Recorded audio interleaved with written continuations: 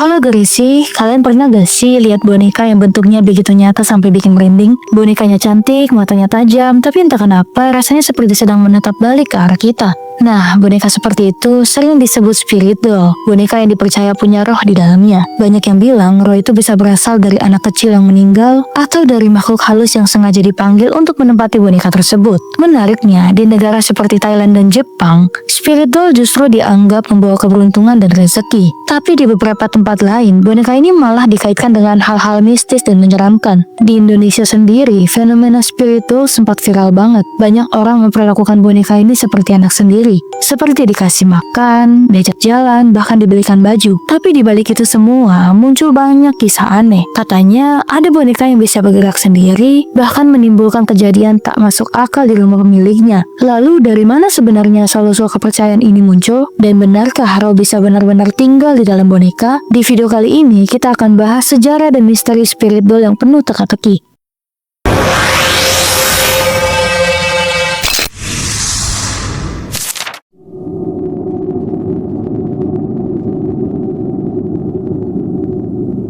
Sejak zaman dulu, manusia punya kebiasaan unik, yaitu menciptakan benda yang dianggap bisa menyimpan roh. Kalau kita tarik jauh ke belakang, ke era Mesir kuno, mereka sudah membuat patung-patung kecil yang dipercaya bisa menjadi rumah bagi roh setelah seseorang meninggal. Sementara di Jepang, ada boneka Hina-ninyo dan Okiko doll, boneka tradisional yang dipercaya bisa hidup karena ditempati roh anak kecil. Kepercayaan seperti ini muncul karena manusia zaman dulu percaya roh itu nggak benar-benar pergi. Mereka masih bisa menetap di sekitar orang yang mereka cintai, dan kalau diberikan wadah, roh itu akan tenang. Nah, wadah itulah yang seringkali berbentuk boneka. Dulu, boneka bukan mainan. Bentuknya sederhana, tapi punya makna spiritual yang dalam. Ada yang digunakan dalam ritual pemanggil roh, ada juga yang dipakai untuk melindungi rumah dari energi jahat. Seiring waktu, kepercayaan ini menyebar ke berbagai budaya, dan masing-masing negara punya versinya sendiri. Ada boneka voodoo di Afrika dan Karibia, boneka penjaga roh di Jepang, hingga boneka pemanggil arwah di Eropa Timur. Jadi bisa dibilang, spirit doll itu bukan hal baru. Dia adalah hasil evolusi dan tradisi lama manusia yang percaya bahwa roh bisa tinggal di dalam benda asal benda itu punya energi yang cocok.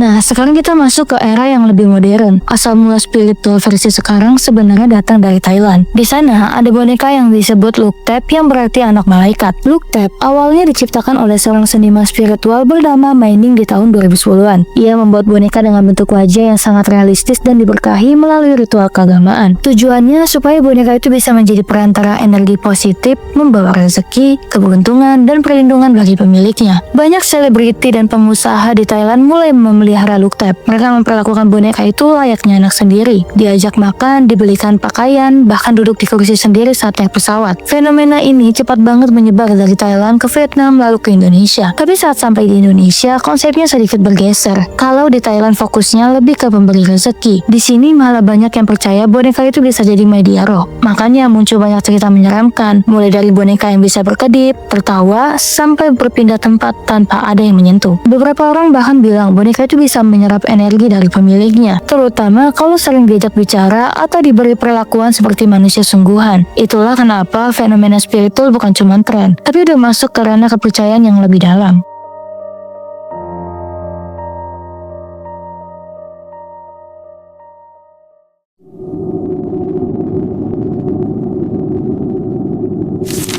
Fenomena ini akhirnya menimbulkan dua sisi, pro dan kontra. Bagi yang percaya, spirit doll dianggap sebagai bentuk spiritual modern. Mereka bilang, roh yang baik bisa membantu menjaga rumah, memberikan energi positif, bahkan membawa hoki atau rezeki. Tapi bagi yang tidak percaya, fenomena ini dianggap bentuk pelarian dari kesepian atau bahkan praktik yang berbahaya. Ada psikolog yang bilang, sebagian orang terlalu larut hingga memperlakukan boneka seperti anak sendiri karena trauma kehilangan. Ada juga tokoh agama yang menilai kepercayaan semacam semacam ini bisa mengarah pada kemusyrikan atau penyimpangan keyakinan. Di sisi lain, muncul juga fenomena spiritual influencer, orang-orang yang pamer boneka mereka di media sosial lengkap dengan gaya hidupnya. Ada yang posting anak bonekanya lagi ulang tahun, dikasih susu, dibelikan stroller, bahkan dibuatkan kamar sendiri. Beberapa orang menilainya sebagai hiburan, tapi banyak juga yang mulai merasa aneh dan ngeri. Tapi mau percaya atau enggak, satu hal yang pasti, manusia memang punya kecenderungan untuk memberi jiwa pada benda. Mungkin karena itu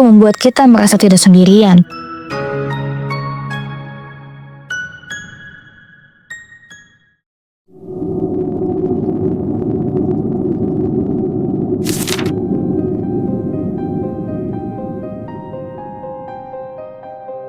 Nah, kalau ditelusuri lebih dalam, sebenarnya boneka semacam ini sudah ada jauh sebelum look tape terkenal. Salah satunya adalah boneka Okiku dari Jepang yang disebut-sebut sebagai spirit doll pertama di dunia modern. Legenda Okiku bermula pada tahun 1918 ketika seorang anak kecil bernama Okiku meninggal dunia. Boneka kesayangannya kemudian disimpan di kuil Manenji, Jepang. Anehnya, rambut boneka itu terus tumbuh layaknya rambut manusia. Para biksu yang merawat kuil itu akhirnya percaya Rose, sang anak kecil, telah masuk ke dalam boneka tersebut. Sampai sekarang, boneka Okiku masih disimpan dan dirawat di kuil itu. Rambutnya dipangkas secara rutin, dan setiap kali dipotong, rambut itu akan tumbuh kembali. Cerita ini jadi dasar dari kepercayaan banyak orang bahwa roh memang bisa menetap di dalam boneka. Dan kalau dipikir-pikir, fenomena spirit doll yang kita kenal sekarang mungkin cuma bentuk modern dari kisah lama seperti ini, hanya saja dikemas lebih cantik, lebih mahal, dan viral di media sosial. Tapi pada intinya tetap sama, keyakinan bahwa sesuatu yang terlihat tidak hidup bisa saja menyimpan roh yang masih ingin tetap ada di dunia manusia.